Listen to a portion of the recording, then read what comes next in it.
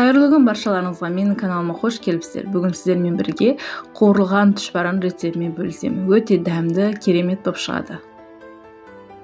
Ең алдымен жылы сүтіміздің үстіне кішкене су құямыз. Оның үстіне 1 шай қасық қантымызды, жарты шай қасық тұзымызды, 2 ас қасық сұйық майымызды құйып араластырып аламыз. Маған пельмені жұмсақ болғаннан сосын кішкене шай қасықтың ұшымен дрожь салам. Үстіне 1 шай қасық разрыхитель салып араластырып аламыз. Үстіне ұнымызды салып жұмсақ қамыр илейтін боламыз. Егер сізге қытырлап қалған пельмендер ұнаса, онда дрожь қоспасаңыз да болады. Жұмсақ қамыр иленеді. Осы қамырымызды бетін жауып, жарты сағат көлеміне тынуға қойып қоямыз. Салмасына картошканы пайдаланамын. Картошканы қайнатып, үстіне бұрыш, тұз салып езіп алдым. Пияз қосатын болсаңыздар, алдын ала қуырып алған дұрыс. Жарты сағат тыныққан қамырды жаятын боламыз. Қатты жұқағып жайсаңыздар, тұшпараларыңыз қытырлақ болып шығады.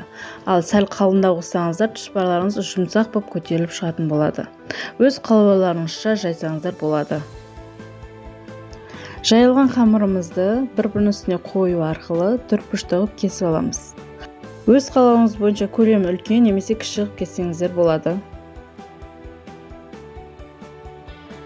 Кесілген қамырымыздың ішіне салмасын салып түйіп аламыз. Тапамызды отқа қойып, ішіне майымызды құямыз. Май әбден қызғаннан кейін үстіне пельмендерімізді саламыз. Пельмендеріміз бірінші жағын, одан кейін екінші жағын қызартып қуырып аламыз.